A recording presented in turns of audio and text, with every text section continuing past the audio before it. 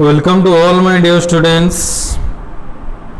जैसे कि हम सब जानते हैं जैसे कि मैं ऑलरेडी बोल चुका था कि डेली बेसिस में हम वोकाबुलरी करेंगे। शायद मैं अभी अपलोड कर रहा हूँ, मतलब अभी आपको समझा रहा हूँ, लेकिन कल से मैं एक शेड्यूल करूँगा। कल से मतलब जब भी मैं वाइट बोर्ड से पढ़ाने के मतलब जो बोल रहा हूँ, वहाँ से मैं जब भी लाइव क्लासेस आऊँगा तो वहाँ पर एक टाइम बता दूंगा, उसी हिसाब से हम शुरू करेंगे। समझ पा रहे हो? शायद वो सुबह से लेकर हो सकता है आफ्टरनून तक, या फिर आफ्टरनून से शुरू होकर मतलब रात तक हो सकता है 9 या 10 बजे तक। तो आप जैसे भी मैं शेड्यूल कर दूंगा उसी हिसाब से ऑलवेज आना लाइव। समझ पा रहे हो? क्योंकि बहुत सारे का क्वेरीज है कि आप सर लाइव करिए, तो इसलिए मैं बोल रहा हूँ। तो चलो आज का जो भी इम्पोर्टेंट वोकैब्स जो भी वर्ड्स है उसको फिर हम क्या करते हैं, डिस्कशन कर लेते हैं। पहले देखो, पहले क्या है ना, प्रोसिक्यूटर। प्रोसिक्यूटर हम सभी जानते हैं, ये जो वर्ड है कहाँ यूज होता है। ये वर्ड जो है लॉयर मतलब कोर्ट में यूज होता है ज़्यादातर, इसीलिए प्रोसिक्यूटर एक नाउन है। क्या है? एक नाउन है। उसका मीनिंग है लॉयर और public official leads the case against accused person in a court. Accused मतलब क्या है? अक्यूज्ड मतलब जो दोष किए हैं, जो गुनहगार है, जो गुनहगार है उनको अक्यूज्ड बोलते हैं। जो जिनके ऊपर मतलब गुनहगार जिनको मतलब आक्रमण किया है, मतलब जो भुक्तभोगी हैं, उनको बोलते हैं विक्टिम। समझ पा रहे हो? जो गुनहगार हैं उनको अक्यूज्ड बोलते हैं, एंड जो गुनहगार मतलब जो गुनहगारों को जो सामना किया है, मतलब जिनके ऊपर हमला हुआ है, उनको विक्टिम बोलते हैं। समझ पा रहे हो? तो इसी दो चीज़ बहुत सारे बच्चे मतलब बहुत सारे कैंडिडेट एंड एस्पिरेंट्स बहुत कंफ्यूज हो जाते हैं, मतलब अक्यूज्ड मीनिंग क्या है एंड विक्टिम का मीनिंग क्या है। इसीलिए मैं बोला हूँ प्रोसिक्यूटर जो है वो एक नाउन है, एंड उसका मीनिंग यही है कि लॉयर और पब्लिक ऑफिशियल। एक लॉयर हो सकता है या फिर एक पब्लिक ऑफिशियल हो सकता है जो सुलझा सकता है, मतलब किसी के एग्नेस्ट में वो केस लड़ेगा। सुलझा मतलब किसी एग्नेस्ट केस लड़ेगा ना, जो अभियुक्त के खिलाफ, मतलब ये जो विक्टिम है, जो भुक्तभोगी है, जिनके ऊपर हमला हुआ है, उन्हीं के मतलब उन्हीं के तरफ से लड़ेगा, उनको बोलते हैं प्रोसिक्यूटर। समझ पा रहे हो? इसका देखो, इसको सिनोनिम में ऐसे नहीं आता है, बस ये जानने के लिए मैं वर्ड ये दिया था। समझ पा रहे हो? तो चलो सेकंड वर्ड देखते हैं। ये भी बहुत बढ़िया वर्ड है, सो इम्पोर्टेंट। ये है राम सब। राम सब जो है एक भार्व है, जहाँ पर प्रोसिक्यूटर एक नाउन था लेकिन राम सब एक भार्व है। इसका मीनिंग है increase the level of something sharply. एक चीज़ जब भी कुछ मतलब किन्हीं लोगों को मतलब या आपको साथी या जो भी है मतलब जिन्हीं को समझा रहे हो, एकदम क्लियर कट होना चाहिए। मतलब देखो, एक डायग्राम समझा रहे हो, ये डायग्राम किस तरह है, या फिर किसी का फैक्ट समझ पा रहे हो कि नहीं, किसी का लाइफ का इफेक्ट आप समझा रहे हो। हाँ, जो सुभाष चंद्र बोस जी थे, वो कटक उड़ीसा से जन्म ग्रहण किए थे। वो बहुत बड़े विख्यात थे। वो एक्सट्रीम मतलब चरमपंथी थे, नरमपंथी नहीं थे। मतलब जो इतिहास में हम जानते हैं, एक एक्सट्रीम मतलब टीम था, एक क्या था, मॉडरेट टीम था। वो एक्सट्रीम से आते हैं लेकिन बहुत कुछ किए हैं देश के लिए। वो शायद क्रैश में सिंगापुर जाते जाते हेलीकॉप्टर क्रैश में वो मर गए, लेकिन बहुत कुछ करते किए हैं। अब आज थे तो बहुत कुछ और करते, वो उनका नाम महात्मा गांधी से भी ज़्यादा होता। मतलब यही कुछ है जो है, आप मतलब क्या है वही बोल रहा है, मतलब increase the level of something sharply. एक चीज़ को आप मतलब हल्के से समझा रहे हो और दिखा रहे हो, लेकिन उसको आगे आगे बढ़ा कर भी बातें कर रहे हो, धीरे धीरे वो लेवल जो है आपका बढ़ गया है। मतलब देखो, एक चीज़ है या फिर कुछ भी है, उसका लेवल एक मतलब एक और भी एक एग्जाम्पल देता हूँ। मान के चलो, आज आप मतलब क्या आप 10 ग्राम मतलब आज नमकीन खाए हो, कल क्या है क्या हुआ ना 20 ग्राम खाए, परसों क्या है ना 30 ग्राम खाए। मतलब क्या हो रहा है, आपका इंक्रीज हो रहा है लेवल। इसलिए राम सब का मीनिंग क्या होगा, increase the level of something sharply. Sharp मतलब बहुत तेजी से किसी का मतलब लेवल बढ़ जाना, इसको बोलते हैं रैम्प सब। इसका सिनोनिम क्या हो जाएगा, सेम मतलब अर्थ क्या हो जाएगा ना, वर्कअप, बिल्डअप, प्रोग्रेस। प्रोग्रेस का मतलब ये इंक्रीज हो जाना, बिल्डअप हुई मतलब प्रोग्रेस हो जाना, वर्कअप भी हुई है।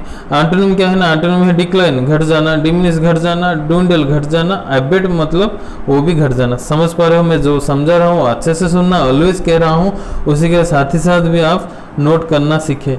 मतलब मैं वही बोलता हूँ कि एक क्लास देखो, एक ही चैनल देखो। मैं चैनल क्या हूँ, देखो मैं यहाँ पर फ्लक्चुएट नहीं कर रहा हूँ, मैं बहुत कम कंटेंट शायद अभी तक दे रहा हूँ, मतलब कंटिन्यूस क्लास नहीं कर रहा हूँ, लेकिन करूँगा। वो तो मैं जब बोल चुका हूँ बहुत जल्दी, मतलब और ज़्यादा से ज़्यादा 4 या 5 डेज़ के बाद एकदम रेगुलरली हम पढ़ेंगे। लेकिन अभी तक भी देखो जितने भी क्लासेस है वो कहीं ना कहीं सभी टॉपिक में करा दिया हूँ। आप अच्छे तरह से जाके देखो जितने मैं टॉपिक समझाया हूँ, या फिर चाहे वो डेली करंट अफेयर हो या फिर वीकली करंट अफेयर हो, या फिर यहाँ पर जब भी पढ़ रहे हैं जो इनका भी जो प्लेलिस्ट में जाकर भी देख सकते हो, जो डेली वोकैब हो या फिर मैथ हो या फिर रीजनिंग हो या फिर साइंस हो, जीके हो, जो कुछ भी मैं पढ़ाया हूँ आप अच्छे तरह से देख सकते हो। मैं ओवर मतलब ये बहुत कुछ यूनिक तरीके से पढ़ाया हूँ। मतलब मेरे मानना यही है कि एक ही वीडियोस पढ़ो, मतलब वो सभी एग्जाम्स के लिए वो कंप्लीट हो जाए एंड क्रैक कर पाओ, और आसानी से भी गवर्नमेंट जॉब क्रैक कर पाओ। समझ पा रहे हो? इसलिए ऑलवेज बोल रहा हूँ ज़्यादा से ज़्यादा इसको क्या करो, मतलब शेयर करते रहो। समझ पा रहे हो? मतलब मैं चाह रहा हूँ कि जितने बड़े बड़े चैनल है फ्लक्चुएट कर रहे हैं, लेकिन यहाँ पर फ्लक्चुएट नहीं होकर अच्छे से पढ़ना। ओके, तो चलो ये तो हो गया 2 ही वर्ड इंपॉर्टेंट था। उसके बाद देखेंगे क्या क्या है कि कम से कम 8 या 10 वर्ड सीखेंगे। समझ पा रहे हो नहीं? जैसे कि मैं बोल चुका हूँ।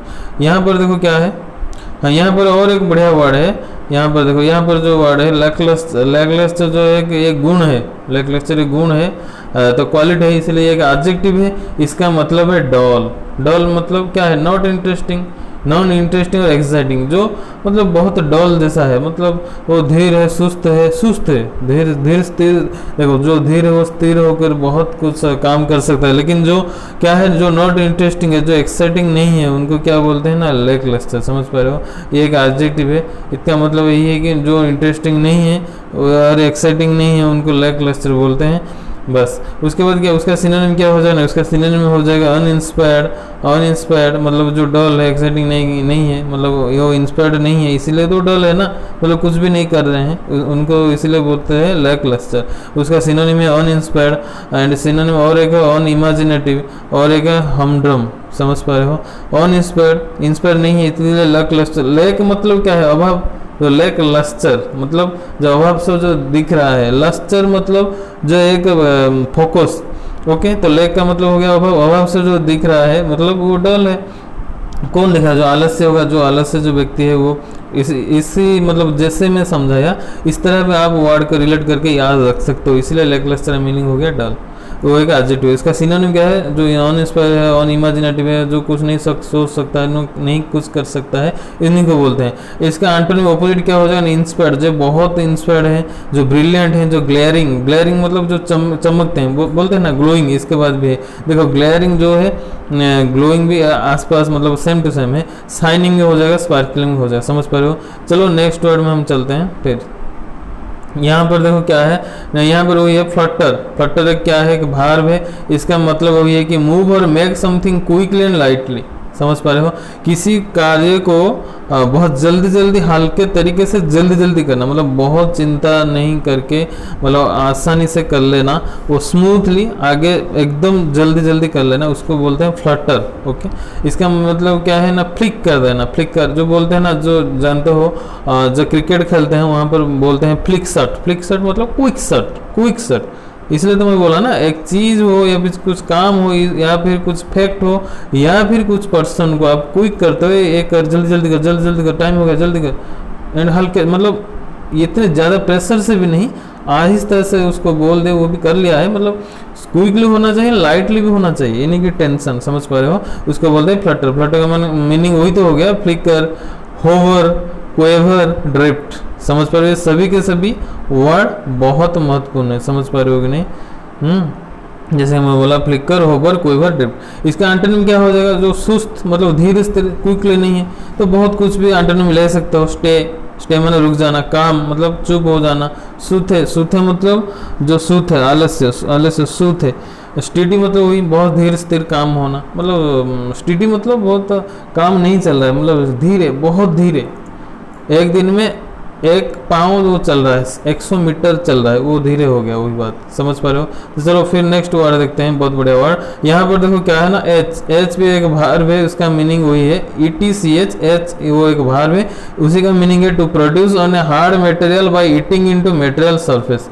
ये ब्लीचिंग पाउडर हो सकता है, एक वो मतलब यहाँ पर एग्जाम भी आप सोच सकते हो, ब्लीचिंग पाउडर। समझ पा रहे हो क्यों मैं बोला ब्लीचिंग पाउडर? देखो यहाँ पर लिखा है कि to produce on a hard material by eating into material surface. देखो ब्लीचिंग पाउडर जब हम डालते हैं एक hard surface, hard on a hard material या फिर हार्ड सरफेस, जब हम चट्टान पर फ्लोर पर डालते हैं, वो क्या करता है ना, मटेरियल सरफेस जो जो जो हार्ड मटेरियल पर हम डालते हैं, समझ लो, वो एग्जाम्पल ले लो, हार्ड मटेरियल जो है आपका फ्लोर है, आपका चट्टान है, आपका ग्राउंड है, वहाँ पर क्या करता है कि ईटिंग कर देता है, वो खा लेता है मटेरियल सरफेस को, मतलब वही तो करता है ना ब्लीचिंग, वो क्लीन करता है। तो वही हो गया, मतलब इसका मतलब एच, इसको ईच नहीं पढ़ना, ईच तो हो जाएगा EACH, लेकिन इसको एच पढ़ना है ETCH। तो एच का मीनिंग हो गया एनग्रेव हो गया, कार्व हो गया, इंसाइज हो गया, चिजेल हो गया, चिजेल, समझ पा रहे हो। तो एनग्रेव हो गया मतलब वही है कि किसी को बहुत मतलब गहरे से जाकर उसको क्या करना, उसको मतलब क्लीन करना, मतलब एच का मीनिंग, एच का ये बहुत बहुत इंपॉर्टेंट वर्ड है, मतलब समझा देता हूँ लेकिन याद आपका नहीं रहेगा, इसलिए बार बार ऐसे जो वर्ड आएगा या मतलब प्रैक्टिस करना। एच का जो एच जो है, to produce on a hard material by eating into material surface, इसका मतलब हो जाएगा एनग्रेव हो जाएगा, कार्व हो जाएगा, सिनोनिम जो है, मतलब इसका मतलब क्या है ना, एच का जब सिनोनिम आ जाएगा, सपोज देखो what is the synonym of H, तो ऑप्शन में आ जाएगा एनग्रेव और बहुत कुछ दे देगा, लेकिन एनग्रेव होगा कि नहीं वो तो आपको पता होगा तो आंसर करोगे ना, ये तो नेगेटिव मार्क हो जाएगा। इसलिए बोल रहा हूँ एच का जो सिनोनिम है एनग्रेव है, और एक सिनोनिम कार्व है, और एक इंसाइज है, और एक चिजेल है। उसी के बाद क्या है फिर एंटोनिम, एंटोनिम है विल्ड, मतलब जिसको नहीं तोड़ना है जो मटेरियल सरफेस को, इसलिए उसको बोलते हैं तोड़ देना, मतलब बिल्ड हो जाएगा, कंफ्यूज हो जाएगा, नेग्लेक्ट हो जाएगा, समझ पा रहे हो। तो उसके बाद फिर और एक वर्ड में चलते हैं। देखो यहाँ पर है क्लेमेंसी।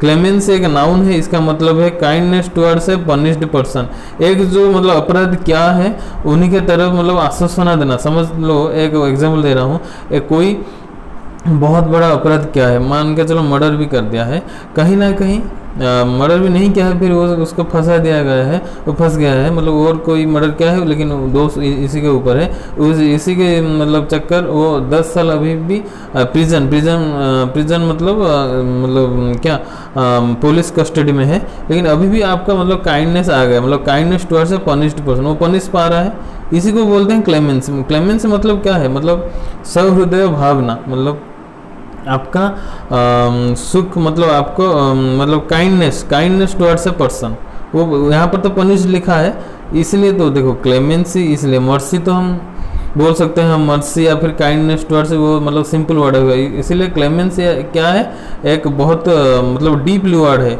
इसलिए वो पनिश जैसे पर्सन को काइंडनेस करेंगे तो वहाँ पर यूज होगा। पनिश जो दंडित पर्सन होंगे उन्हीं के ऊपर हम दया भाव रखेंगे तो वहाँ पर यूज होता है, इसलिए इसका मतलब हम स्मूथ चाह रहे हैं, हाँ काइंडनेस के, इसलिए स्मूथ का और एक बोलते हैं लेनियंस, इसलिए लेनियंस क्लेमेंसी का सिनोनिम हो जाएगा लेनियंसी। इंडल्जेंस मर्सी जैसे मैं अभी बोला था, उसी वजह से माइल्डनेस भी, समझ पा रहे हो। लेकिन जो कठोर है, जो मतलब हृदय जिसका मतलब स्वहृदय नहीं है, जो कुटिल है, जो कटु है, बहुत दृढ़ है, मतलब दृढ़ मतलब बहुत रुत है, कठोर है, वो तो किसी के सुनते भी नहीं, मतलब ऐसा ही कुछ एंटोनिम हो जाएगा। इसलिए क्लेमेंसी का सिनोनिम हो गया लेनियंसी, इंडल्जेंस, मर्सी, माइल्डनेस, लेकिन एंटोनिम हो जाएगा रूथलेसनेस, कठोर, स्ट्रिक्टनेस, बहुत स्ट्रिक्ट, कठोर। चलो फिर नेक्स्ट वर्ड चलते हैं, चलो फिर देखते हैं यहाँ पर जो वर्ड है ट्रैम्पल ओवर। ट्रैम्पल ओवर एक इडियम हो गया, ये ना ही नाउन है ना ही एडजेक्टिव कुछ है, ट्रैम्पल ओवर एक इडियम हो गया, इसका मीनिंग वही हो जाएगा वॉक और run over something special as to cause damage और इंजरी। वो बोला है मतलब किसी के ऊपर चले जाना लेकिन वहाँ पर डैमेज और इंजरी हो जाना, समझ पा रहे हो।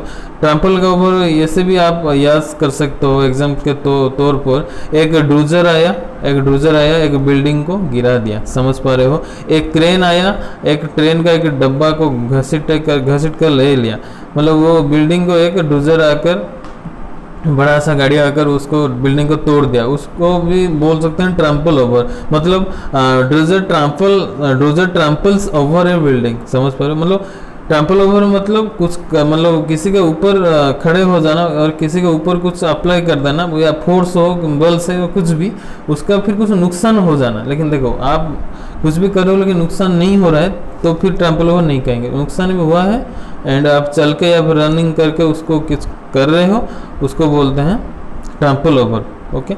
उसके बाद वो जो वर्ड है एंसिलरी, एंसिलरी क्या है, एक एडजेक्टिव है, समझ पा रहे हो, एंसिलरी एक है एडजेक्टिव, इसका मीनिंग हो जाएगा providing necessary support to the main work और एक्टिविटीज ऑफ एन ऑर्गेनाइजेशन।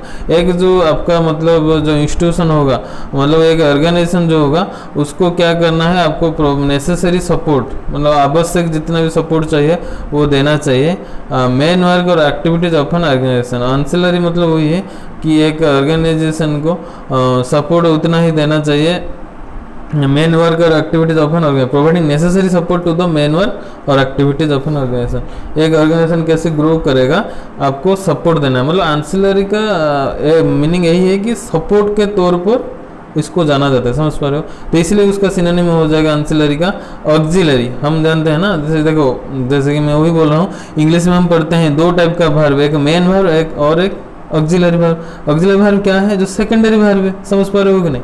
तो वहाँ पर जब पढ़ाऊंगा तो वहाँ पर बोलूँगा सब्जेक्ट वर्ब जहाँ भी, वहाँ पर कैसे आ रहा है वर्ब कितने टाइप से, वो पढ़ाऊँगा, इसलिए अभी थोड़ा बोल दिया हूँ। तो ऑक्सिलरी का मतलब क्या है, जो मतलब सपोर्टिव, उसी के लिए भी सपोर्टिव, मतलब एंसिलरी मतलब है सपोर्टिव, ऑक्सिलरी सप्लीमेंट, सप्लीमेंट मतलब एक्स्ट्रा, अटेंडेंट मतलब जो अटेंड करते हैं, मतलब सपोर्ट, जो मेन नहीं है लेकिन को मेन, ऐसे जैसे कैप्टन नहीं है को कैप्टन है, इसलिए जो वाइस कैप्टन जैसे बोलते हैं वो एंसिलरी, वाइस कैप्टन को एंसिलरी बोल सकते हो।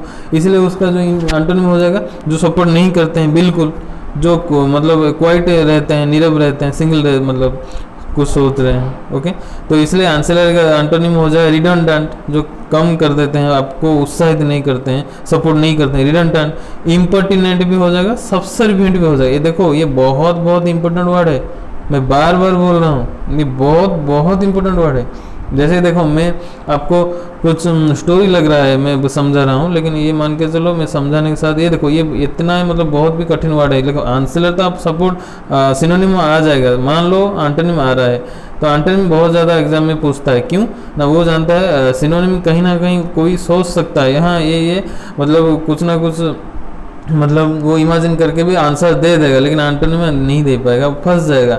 इसलिए आंसर का जो अपोजिट है उसको अच्छे से याद रखना। मतलब जितने भी वर्ड यहाँ पर बोल चुका हूँ, वहाँ आंसर का अपोजिट हो जाएगा रिडंडेंट हो जाएगा, जो कम जो मतलब जो उत्साह नहीं करते तो उनको क्या बोलेंगे, कम कर देना। इम्पर्टिनेंट भी, सबसर्विएंट भी, समझ पा रहे हो। तो चलो मैं बोल दूंगा फिर, opposite word of answer equal to, option में सबसर्विएंट होगा और बहुत सारे होगा, लेकिन आंसर का सबसर्विएंट, इम्पोर्टेंट भी रिडंडेंट, समझ पा रहे हो। चलो फिर नेक्स्ट वर्ड में चलते हैं। यहाँ पर देखो क्या है, यहाँ पर वही है कि रेप्लेनिस। रेप्लेनिस मतलब क्या है, मेक समथिंग फुल और कंप्लीट, समझ पा रहे हो।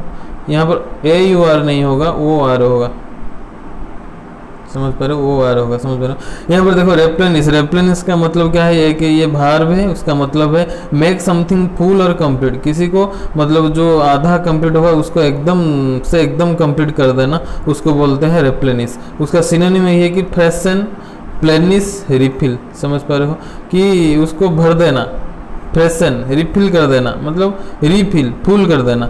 प्लेनिस, रेप्लेनिस का आधा री काट लो तो प्लेनिस हो जाएगा ना, उस हिसाब से रेप्लेनिस एक बाहर है, उसका मीनिंग हो गया मेक समथिंग फुल और complete, okay. Make something full और कंप्लीट, उसका फिर मीनिंग सिनोनिम हो जाएगा फुल और कंप्लीट, मतलब फैशन हो जाएगा, प्लेनिस हो जाएगा, रिफिल हो जाएगा, समझ पा रहे हो।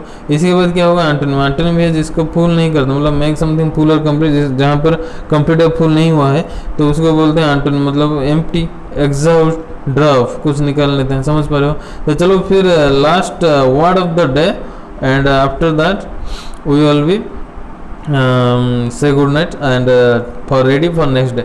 देखो यहाँ पर बस्सल है, बस्सल क्या है, बस्सल भी एक भार्ब है, बस्टल, बस्चल, इसको बस्चल बोलते हैं, लेकिन जो लिखते हैं बस्टल जैसा लिखते हैं, BUSTL, उसका मीनिंग है ये to move in a busy, noisy और excited way to make somebody move quickly somewhere, समझ पा रहे हो। देखो यहाँ पर भी एग्जाम लिखते हुए बस्सल मतलब हसल, बस्सल मतलब हसल, हसल मतलब क्या है ना, एक रस, एक प्रोग्राम हो रहा है, बहुत सारे लोग इकट्ठा हुए हैं वहाँ, उसको बोलते हैं बस्सल, समझ पा रहे हो। एक नॉइजी प्लेस है, कि बिजी प्लेस है, उसको बस्सल बोलेंगे। बस्सल मतलब वो प्लेस को लेकर नहीं बोलेंगे, मतलब प्लस मतलब एक प्लेस में कुछ लोगों को ये चाहो जल्दी जाओ, वहाँ पर जाओ, वहाँ पर बैठो, ऐसे कुछ कर रहे हो, किसी को पकड़ के ले तो तू चल यहाँ पर बैठ, जल्दी बैठ, जल्दी बैठ। तो बहुत यहाँ पर भी लोग हैं, रस है, एक भीड़ है, इसी मतलब इसी समस्या को, इसी मतलब सिचुएशन को बोलते हैं बस चल। समझ पा रहे हो? इसका सिनोनिम इसीलिए हो जाएगा रस में, जैसे कि अभी बोला स्करी, स्कटल, स्कैम्पर। एक वर्ड यहाँ पर इंपॉर्टेंट है, किसी को नहीं छोड़ना है। समझ पा रहे हो? सभी को सभी याद करना है, प्रैक्टिस करना है। Scramble, Flutter. देखो फ्लटर क्यों लिखा कि अभी अभी हाल ही में 2 ही वर्ड पीछे जाओ, या इसको तो मैं समझाया हूँ, है कि नहीं? बस फ्लटर का मीनिंग वही है कि एक बिजी हुए, मतलब क्विक हुए, बोला था ना, फ्लटर मतलब क्विक हुए। तो क्विकली भी जाना है लेकिन बिजी नॉइज भी करना है। क्विकली जाते जाते बिजी एंड नॉइजी साथ भी कुछ करना है। इसलिए रस, करी, स्कटल, स्कैम्पर, स्क्रैम्बल, फ्लटर। काकोफोनी, काकोफोनी मतलब क्या है? जो बकबक मतलब बहुत बातें करते हैं, मतलब बकबक होते हैं। एक रस मतलब काकोफोनी जो साउंड हमको खराब जैसा लगता है, मतलब इरिटेट जैसा, बहुत हाउलिंग हो रहा है, उसको काकोफोनी बोलते हैं। क्लामोरी हो जाएगा हाउल। मतलब बस्टल का बहुत सारे सिनोनिम है, बहुत कठिना भी है एंड इजी भी कुछ है। एक बार रिपीट कर देता हूँ, रस हो जाएगा, स्करी हो जाएगा, स्कटल हो जाएगा, स्कैम्पर हो जाएगा, स्क्रैम्बल हो जाएगा, फ्लटर हो जाएगा, काकोफोनी, क्लाइमर, हाउल। समझ पा रहे हो? एंड जो बस्टल एक रस है, एक नॉइजी है, एक क्विकली काम लेकिन नॉइजी है, तो इसलिए इसका एंटोनिम क्या हो जाएगा? पीस होगा, नॉइज नहीं होगा। काम, आस्ते आहिस्ते से हम करेंगे सब काम, धीर स्थिर। हस, ट्रैंक्विलिटी, ट्रैंक्विलिटी मतलब एकदम स्मूथली। क्वेटिट्यूड, देखो क्वाइट का मतलब क्या है? शांति, लेकिन देखो क्वाइट के साथ जस्ट UDE लगा है कि नहीं, तो क्वाइट आए या फिर क्वेटिट्यूड भी आए, वही हो जाएगा अशांति का मतलब। ये शांति है, क्वाइट मतलब डिसिप्लिन, शांत है, इसलिए बस चलोगे। समझ पा रहे हो? तो अभी तक भी समझ लिए कि नहीं? बस तो यही था last word of the day. तो आज के लिए सभी को बाय एंड नेक्स्ट फिर कल देखते हैं क्लास। Thank you.